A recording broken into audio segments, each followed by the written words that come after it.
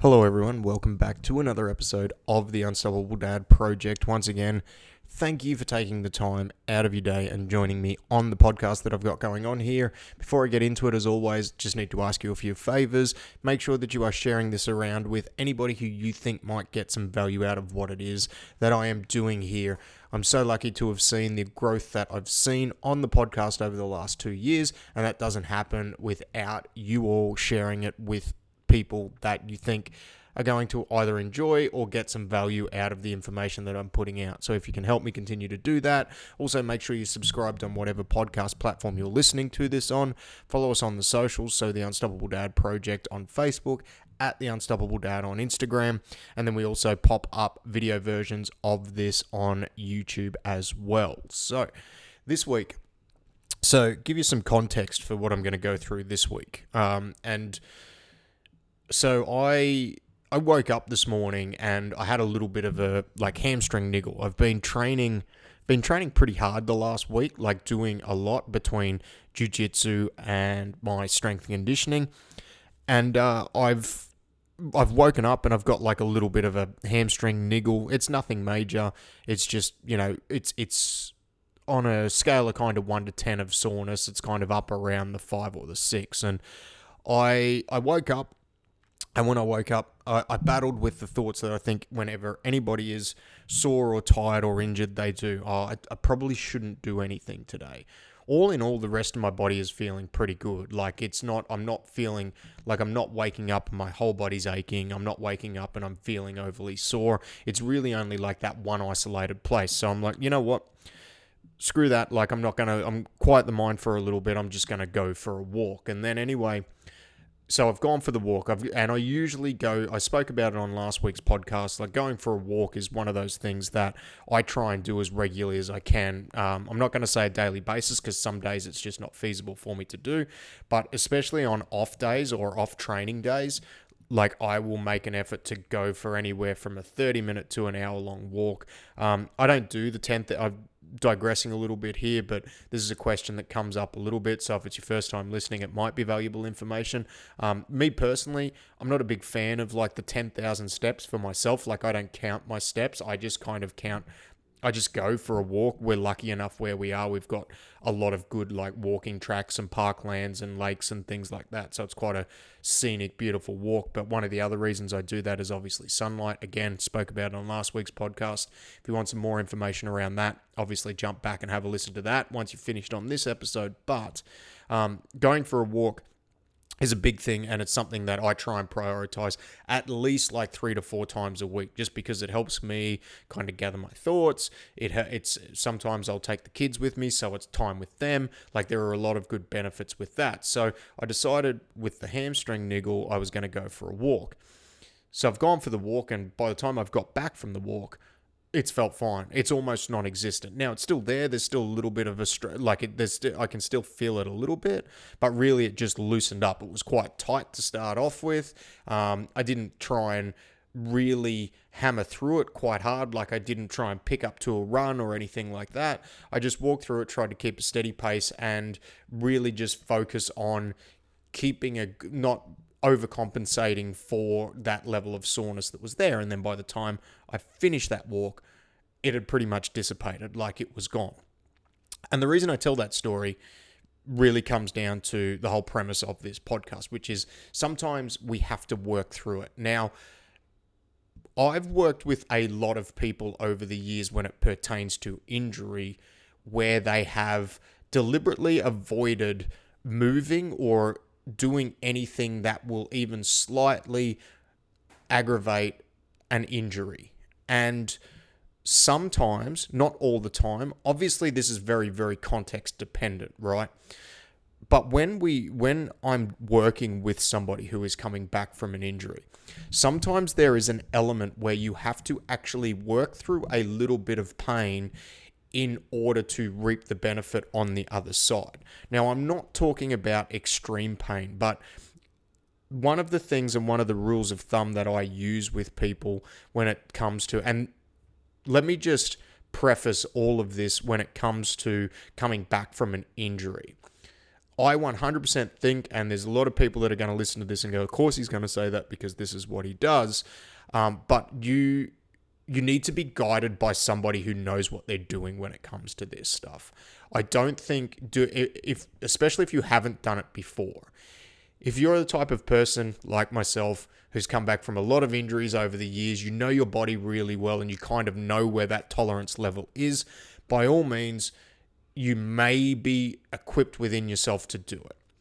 But for most people, and most people that I have worked with, especially those that have been dealing with things extremely long term over the years and they're just not able to get over that hump or address it or come out the other side of it, you need to invest in yourself to be able to get to the other side of it. And when I say that, invest in somebody who knows what they're doing and can actually take you through the process step by step to get you on the other side of it. Somebody who has a track record of being able to help people through, whether it be your specific injury or it be just injuries in general. Like, I think that if you've been through this process and you're continually beating your head against a brick wall and you feel like you're getting nowhere, the next step needs to be going and seeing somebody, because otherwise it's going to get the better of us, not only physically but mentally. And then if you leave it go on and you leave it linger for too long, when it is an injury that you are just not able to get over, then it becomes not only physically debilitating but mentally debilitating. And then when you get to the point where, or if you get to the point, I should say, because there are some people who will never get to the point where they actually take some action to change it. Some people just accept that that is the way it has to be. And it doesn't always have to be that way. Sometimes there are going to be injuries that are so severe that, yes, they are going to change the overall fabric of what you can and can't do. And this is why everything is very context specific. Like, I'm going to say that probably 3 or 4 times before I finish on this little podcast here.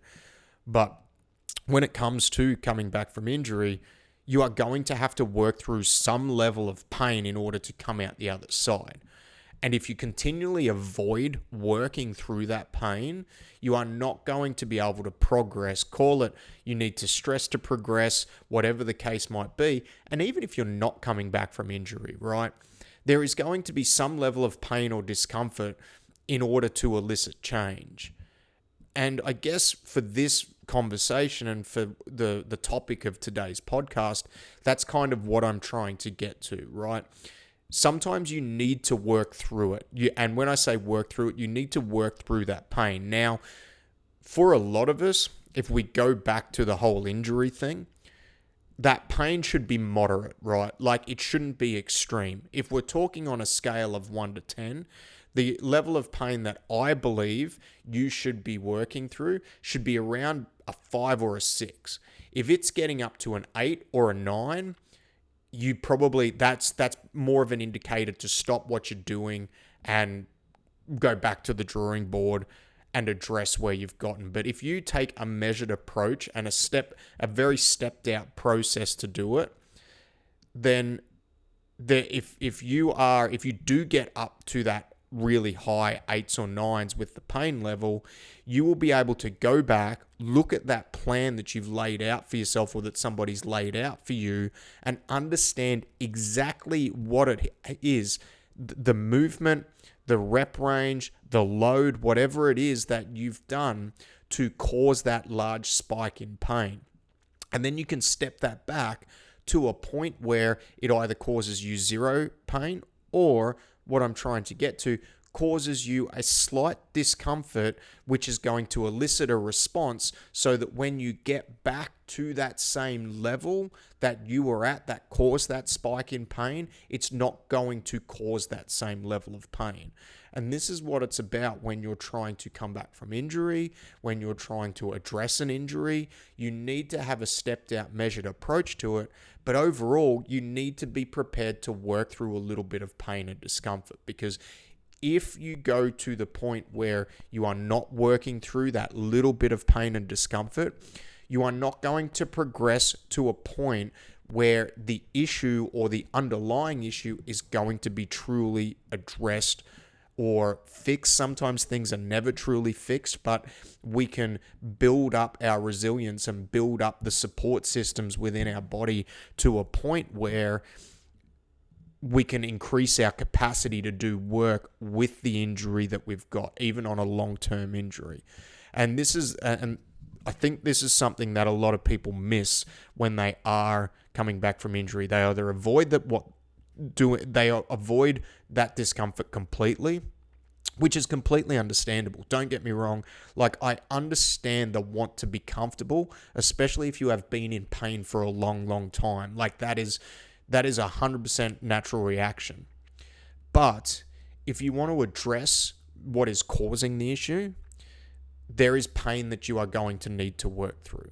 Albeit, what it should be is it should probably be a low level of pain, but you are going to have to work through it in order to come out the other side of it, and in order to build up that tolerance, and in order to continue to widen that base so you can build that nice high pyramid of, in this instance, strength, or in the instance of life, because realistically, I do think you can use this working through pain, not only for an approach with rehabilitating yourself from injury, but just life in general.